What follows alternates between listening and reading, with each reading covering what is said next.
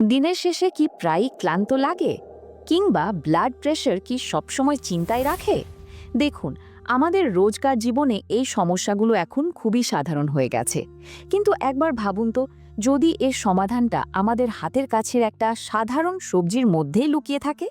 হ্যাঁ, আজ আমরা সেই বিটরুটের কথাই বলবো। তো চলুন এই রহস্যটা একটু ভেদ করা যাক।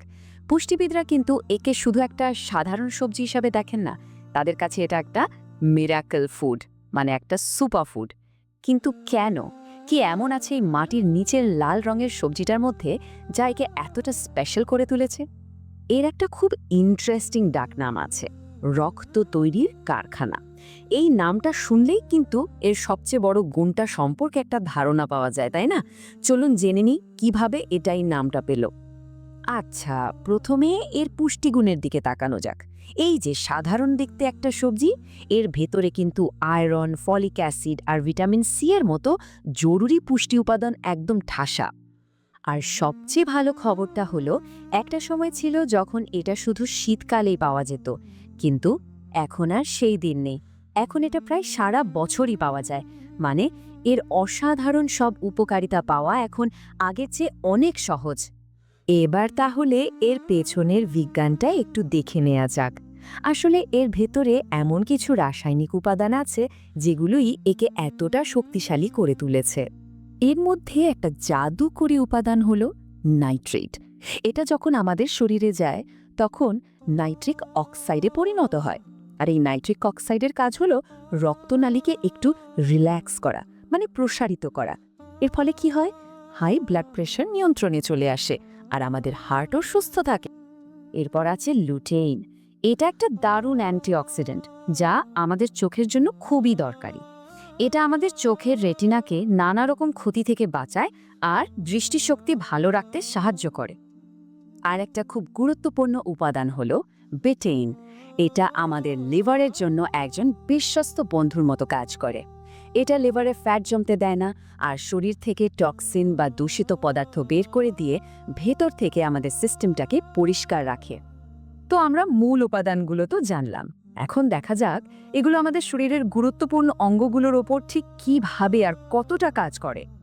যেমনটা একটু আগেই বললাম নাইট্রেটের কথা, ঠিক সেটার কারণেই বিটরুট হাই ব্লাড প্রেশার নিয়ন্ত্রণে এত ভালো কাজ করে। শুধু তাই নয়, এটা রক্তে যে খারাপ কোলেস্ট্রল থাকে সেটার মাত্রা কমিয়ে আমাদের হার্টকেও সুরক্ষিত রাখে। আর এই কারণেই তো একে রক্ত তৈরির কারখানা বলা হয়। এর মধ্যে থাকা প্রচুর আয়রন আর ফলিক অ্যাসিড শরীরে খুব তাড়াতাড়ি হিমোগ্লোবিনের মাত্রা বাড়াতে সাহায্য করে।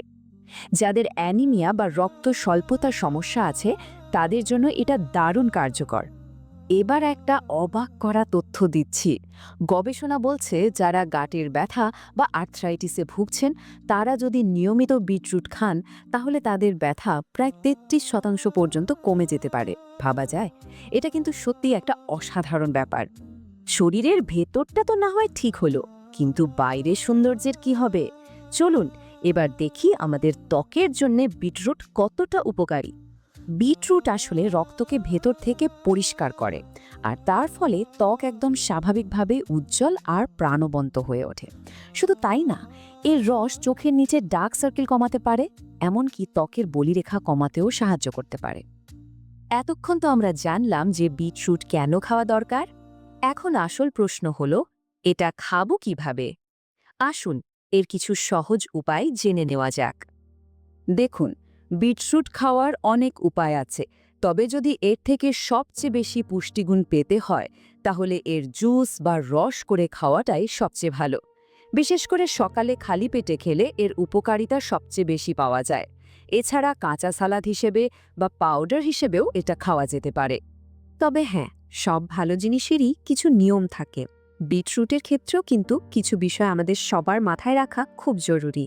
বিশেষ করে যাদের আগে কিডনিতে পাথরের সমস্যা হয়েছে বা অন্য কোনো বড় ধরনের অসুখ আছে, তাদের কিন্তু ডায়েটে বিটরুট যোগ করার আগে অবশ্যই একজন ডাক্তারের সাথে কথা বলে নিতে হবে, কারণ নিজের স্বাস্থ্যের ব্যাপারে সচেতন থাকাটাই সবচেয়ে জরুরি। তাহলে সব শেষে প্রশ্নটা কিন্তু এটাই থেকে যায়, এই যে এত সাধারণ দেখতে একটা মূল, এটা কি সত্যিই আমাদের স্বাস্থ্যের উন্নতির চাবিকাঠি হয়ে উঠতে পারে? এর অসাধারণ সব গুণাগুণ আর উপকারিতাগুলো শোনার পর তো মনে হচ্ছে হতেই পারে। বাকিটা না হয় ভাবনার জন্য তোলাই রইল।